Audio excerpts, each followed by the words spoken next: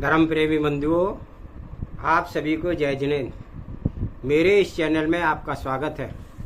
आपका बहुत स्नेह प्यार मुझे मिल रहा है। आपके सहयोग से चैनल दिनों दिन उन्नति कर रहा है। मेरे इस चैनल में श्री कृष्ण जी के पुत्र प्रद्युम्न कुमार का चरित्र का वर्णन आरंभ हो रहा है। पिछले भाग में हमने श्री कृष्ण जी के प्रद्युम्न कुमार के माता पिता श्री कृष्ण का कुल वैभव, जाति आदि और उनके बारे में सब कुछ जाना था। अब आगे उसका स्वाध्याय करते हैं और उससे पहले मंगलाचरण करते हैं। नमे श्री वर्धमानाय निर्धूर्तकललात्मने सालूकाणां तिलूकाणां यद विद्या दर्पणायते। सर्वे श्रोता सावधानतः श्रवन्तु।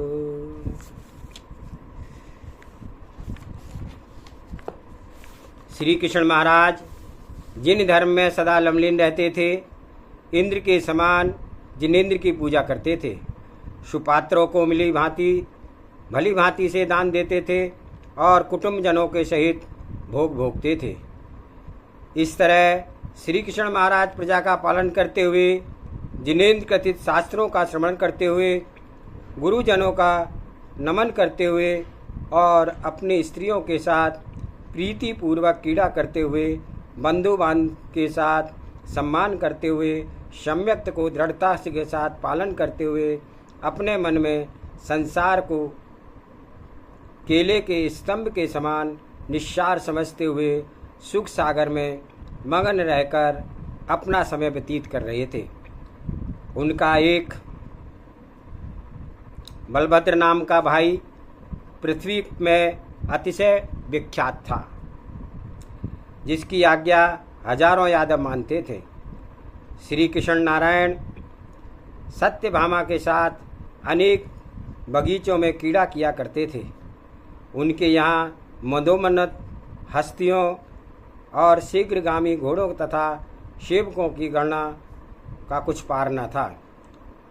7 तरह के राज्य विभूषित सहित राज्य करते हुए सुख सागर में मग्न होकर के उन्होंने कितना समय व्यतीत किया, यह न जाना गया।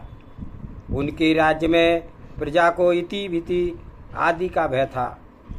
वे प्रजा के हित में के लिए राज करते थे।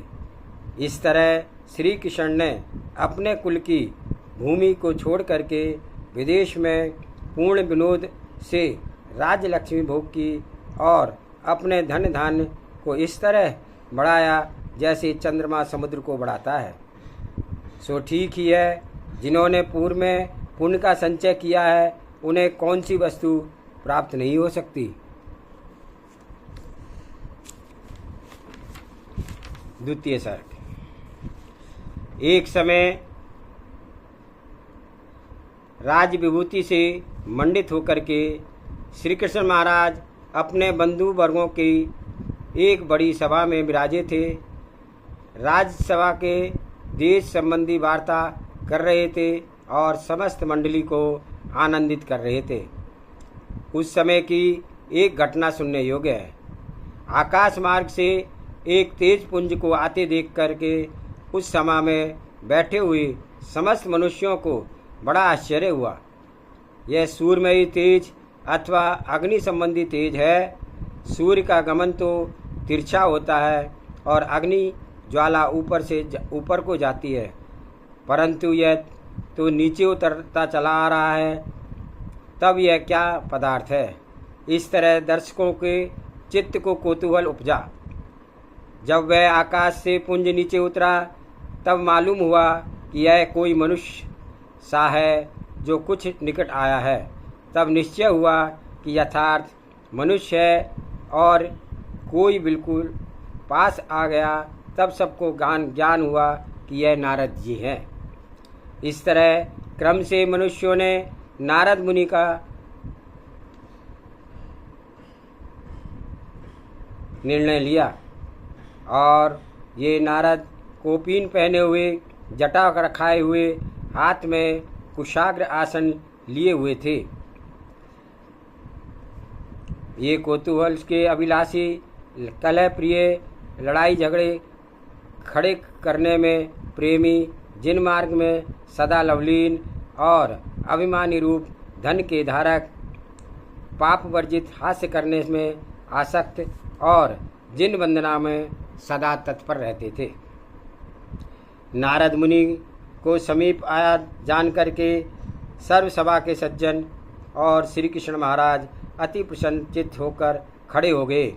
श्री कृष्ण ने तत्काल सन्मुख जाकर के उन्हें नमस्कार किया, चरण प्रक्षालन करके अर्घ्य चढ़ाया और अपने सिंहासन पर विराजमान किया और भक्ति भाव से इस तरह स्तवन किया जैसे कि घर में आने वाले अतिथि का सम्मान करते हैं। हे महाभाग्यवान मुनि, आप तप के द्वारा पवित्र हैं, इसमें संदेह है नहीं कि मेरा बड़ा सौभाग्य है जो आपके तुल्य महानुभाव का आज मेरे घर शुभागमन हुआ। आज मेरा यह घर आपके चरण कमल के स्पर्श से पवित्र हुआ। जो भाग्यहीन होते हैं उनके घर पर सत्पुरुषों का शुभागमन नहीं होता है। इससे जान पड़ता है कि मैंने पूर्व में महत् पुण्य का संचय किया है, जिससे कि इष्ट पदार्थ की प्राप्ति हुई है। अब मुझे विश्वास हो गया है कि पुण्य से मेरे पाप भी विनाश को प्राप्त हो जाएंगे। हे नाथ, वास्तव में आपने मुझ पर भूत भविष्य वर्तमान काल में योग्यता का पात्र बनाया है। यदि ऐसा ना होता तो भला आप मेरे घर पर पधारण कैसे होता। ये ही पृथ्वी तल पर विवेकी, प्रशंसा पात्र और धन्यवाद देने के योग्य, जिनके गृह आपके सम्मान महापुरुषों का शुभागमन हो। इस तरह कृष्ण जी ने नारद जी की प्रशंसा की और अपना सौभाग्य दर्शाया। फिर मुनि की आज्ञा पाकर के नियम पूर्वक दूसरे सिंहासन पर बैठ गए। नारद जी बोले, राजन मेरी बात सुनो। निस्संदेह मैं यहाँ तुमसे मिलने के वास्ते ही आया हूँ। जो मैं आपके समान सत्पुरुषों के घर पर जाने से ही वंचित रहूँ तो फिर मेरे अवतरण से क्या प्रयोजन है। जिनेंद्र, बलदेव, नारायण आदि पुरुषों के दर्शन करने के योग्य होते हैं। यदि उनसे ना मिलूं तो मेरा जन्म ही निष्फल है। थोड़ी देर इस तरह ताजे समाचार सुनाए और अनेक तीर्थों से लाई हुई आशीष दी। जिस समय नारद मुनि और महाराज कृष्ण के इस तरह का वार्तालाप हो रहा था, उसी समय श्री नेमिनाथ स्वामी भी वहाँ पधारे। जिनेश्वर को आया जान करके समस्त सभा के मनुष्य कृष्ण व नारद खड़े हो गए। नारद जी ने भगवान को दूसरे सिंहासन पर बिठाया और उनकी भक्तिभाव पूर्वक स्तुति की। हे जिनेश्वर, आप जयवंत हो। हे पाप के नाश करने वाले, आपकी सदा जय हो। आप जरा मरण के दुखों को नाश करते हो। आप तीन भुवन के नेत्र हो। आप भव्य कमलों को सूर्य के समान प्रफुल्लित करने वाले हो। आप कलावान हो। आप सदाकाल उदय स्वरूप आदित्य चंद्रमा हो। चारों प्रकार के देवों के सेवित हो और जिनाधीश आपको मैं नमस्कार करता हूँ। इस तरह हे कल्याण के कर्ता और गणधर आदि के स्वामी, आपको मैं नमस्कार करता हूँ। हे नेमिनाथ स्वामी, आप काम रूपी गज को सिंह के समान हो, मोह रूपी सर्प को गरुण के समान हो और जन्म मरण को नाश करने वाले हो, अतएव आपको मेरा नमस्कार हो।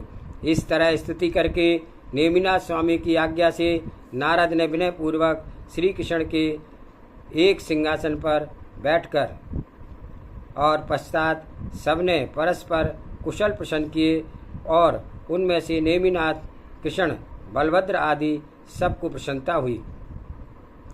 तत्पश्चात और सब लोगों ने भी नारद को देखा और उसके दर्शनों से सब सामान्य को यथा आनंद प्राप्त हुआ। तत्पश्चात नारद जी बोले, श्री कृष्ण मेरी बात ध्यान से सुनो। मैं अनेक देशों के परिभ्रमण करता हूँ और जिन वंदना किया करता हूँ। मुझे तुम्हारा सदा काल स्मरण रहेगा और मैं सदा यही चाहता रहूँगा कि तुम सुख से तिष्ठो। तुम्हारे सुख से जो सुख मिलता है और तुम्हारे दुख से मुझे दुख मिलता है, इसलिए आज मैं तुम्हारे रणवास में अंतःपुर में जाकर के तुम्हारी रानियों को देखना चाहता हूँ। कारण मुझे ये देखना है कि तुम्हारी रानियों के समान अन्य स्त्रियां संसार में हैं या नहीं। तुम्हारी स्त्रियां तुम्हारे समान विनयवान और उदारचित्त हैं अथवा नहीं। नारद जी श्री कृष्ण की आज्ञा पाकर के आश्चर्य सहित अंतःपुर देखने के लिए मनोरथ के भीतर गए। पहले श्री कृष्ण की पटरानी सत्यभामा को ही देखना चाहिए, ऐसा विचार करके वह उसी महल में चले गए। जिस समय नारद जी ने दूर से उसे सुनेत्रा सत्यभामा को देखा, उस समय वह मंजन करके श्री कृष्ण जी के सिंहासन पर बैठी हुई थी और सामने दर्पण देख रही थी। अपनी मनोहर रूप को संपदा से निरख रही थी, वस्त्र आभूषण पहन रही थी और फिर करके अपनी विभूति को रूप को देखकर अपने भीतर सम्मान का स्मरण कर रही थी। अर्थात इस शोभा को देख करके महाराज मेरा शुभ सम्मान करेंगे, बहुत सम्मान करेंगे, इस विचार में मन ही मन हर्षित हो रही थी। उनका चित्त दर्पण में ऐसा लग रहा था कि उसे भान ही नहीं हुआ कि नारद जी आए हैं।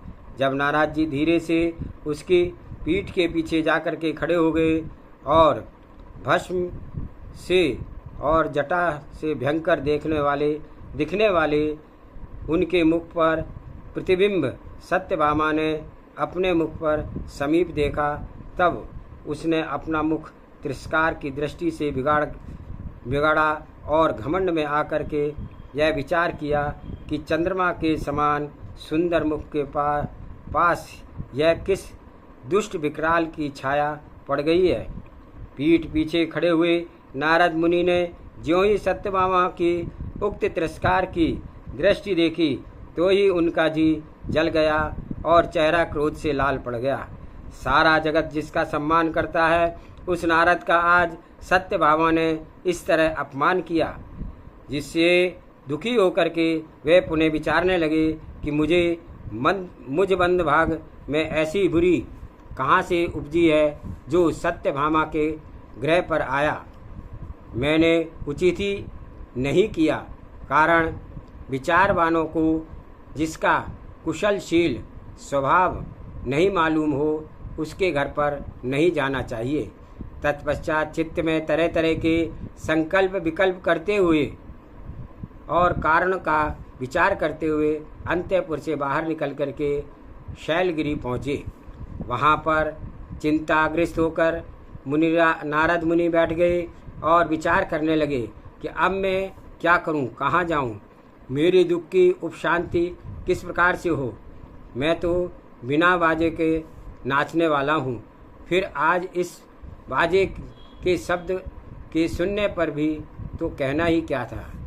जो कोई मुझे भक्ति से मनाता है, उसे मैं भी मनाता हूँ, और जो मुझे क्रोध से मनाता है, उस पर मैं भी कुपित होता हूँ। जो बुद्धिमान मुझसे द्वेष रखता है, उसका भी भला नहीं हो सकता। मैं अढ़ाई दीप के समस्त भूमि में विचरता हूँ और सब मनुष्य मुझे नमस्कार करते हैं, परंतु पाप चित्त की धारणा रखने वाली सत्यभामा ने मेरा तिरस्कार किया है। मैं अब इसका क्या करूं?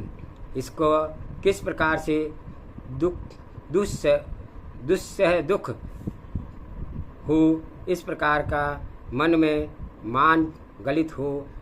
अब मैं उसे दुखित देखूं और उसके सन्मुख उसकी सुंदरता का वर्णन करके उसके द्वारा इस पापिन का हरण करूं।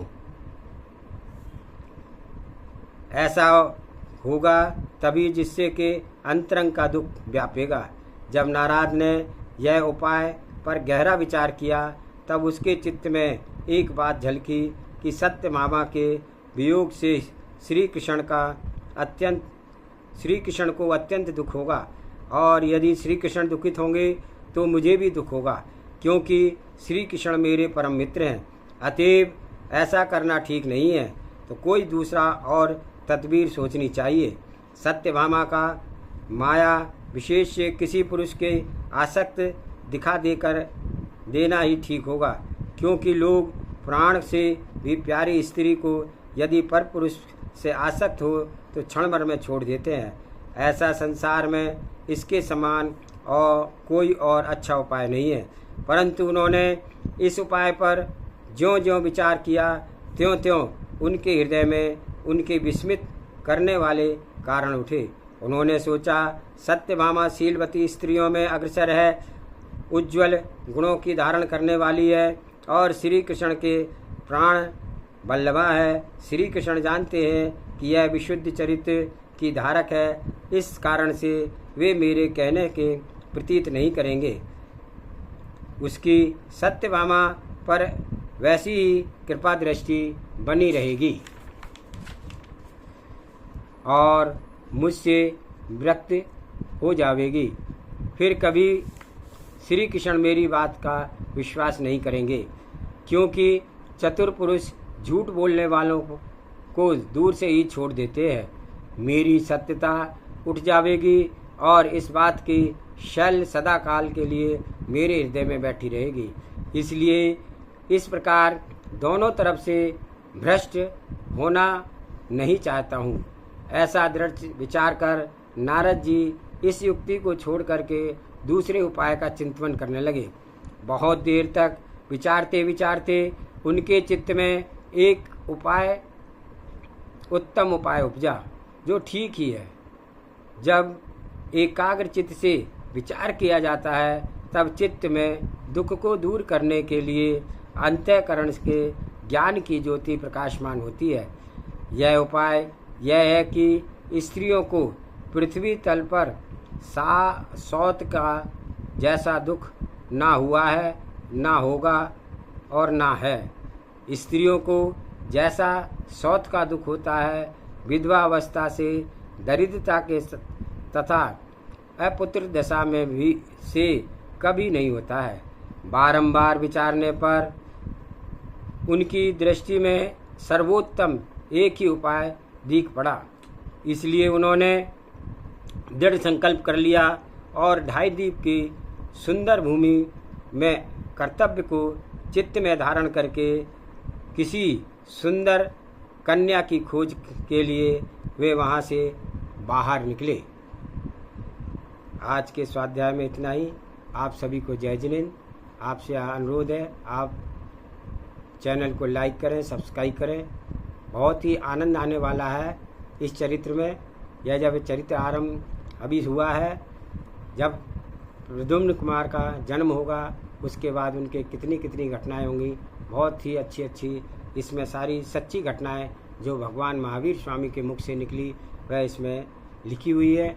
अभी ध्यान से आप सुने और इसका मनन चिंतन करें कि संसार में हमें कैसे रहना है, किसके साथ रहना है, किसके साथ नहीं रहना है, किसको क्या दंड देना है, क्या दंड नहीं देना है, सारी बातें इसके अंदर आएंगी।